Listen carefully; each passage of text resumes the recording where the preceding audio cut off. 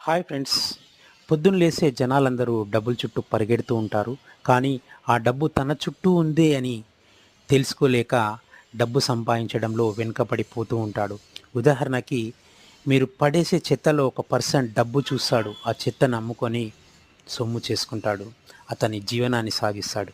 అదేవిధంగా మీరు పనికిరాని చెత్త అని ఒక స్క్రాప్ షాప్‌లో అమ్మేస్తే ఆ స్క్రాప్‌ని అమ్ముకొని అతను డబ్బు చేసుకుంటాడు. మీరు అబ్జర్వ్ చేయండి. ప్రతి ఒక్క స్క్రాప్ షాప్ ఓనర్‌కి ఒక చిన్నదో, పెద్దదో సొంత ఇల్లు ఉంటుంది. కానీ నువ్వు ఇంకా స్క్రాప్ ఏసే వాళ్ళు మాత్రం టెనెంట్‌గానే ఉంటారు.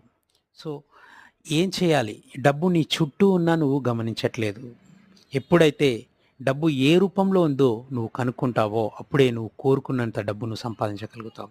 ఉదాహరణకి నువ్వు నడిచే షూస్, నీ కాలి కింద పట్ట, table, chair, everything is money. Money అనేటువంటిది రూపాంతరం చెంది నీ ముందు